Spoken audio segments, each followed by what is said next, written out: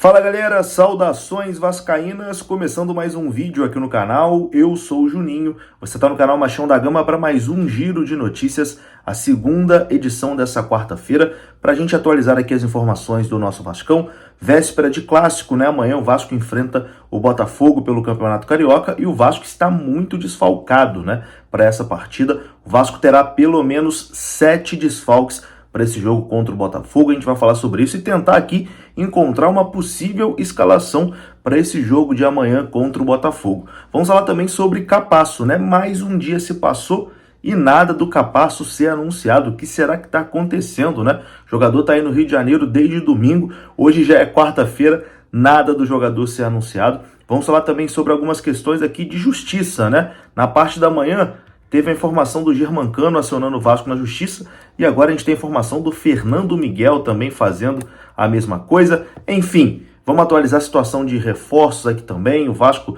aí no mercado buscando mais jogadores. Depois da vinheta a gente começa. Antes eu conto com você, deixando aquele like que é muito importante e também se inscrevendo aqui no canal, beleza? Deixou o like, se inscreveu, a vinheta rodou.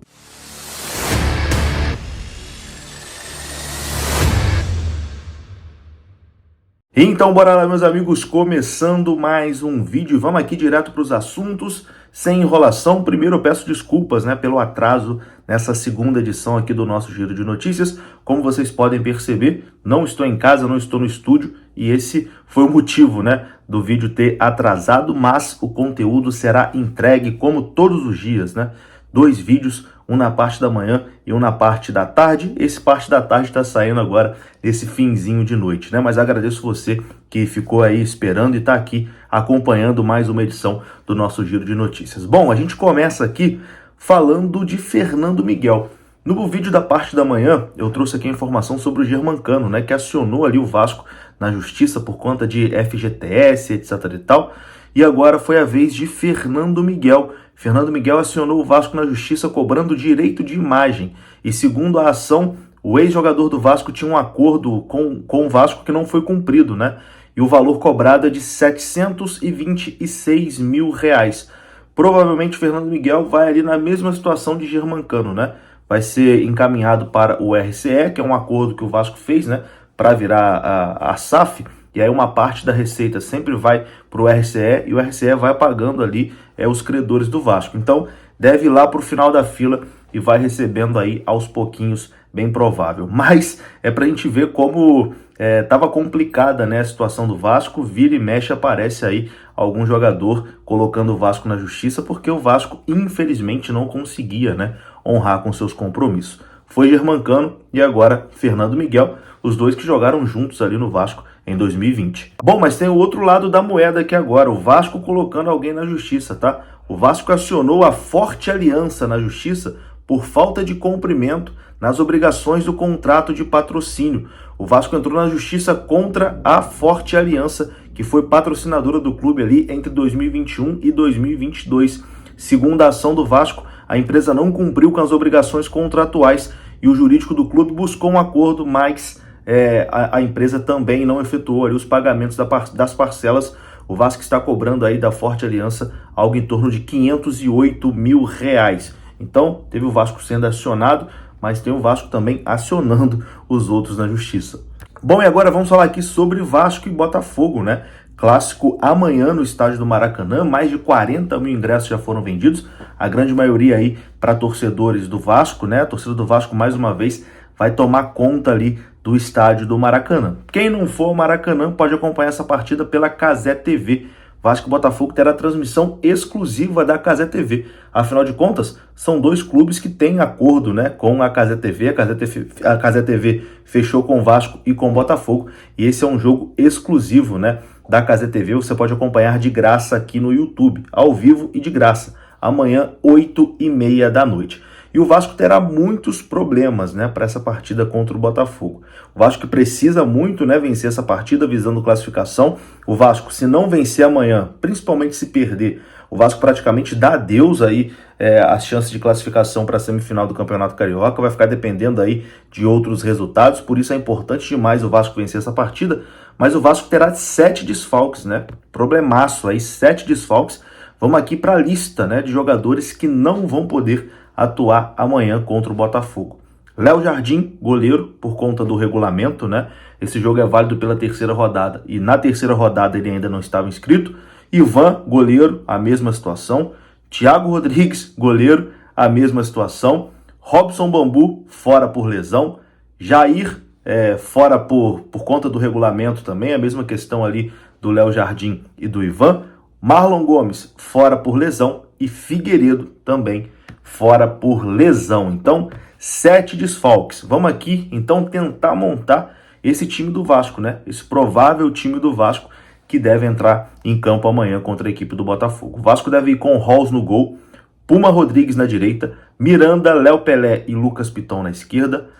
No meio campo, Rodrigo, Barros e Deluca ou Galarza.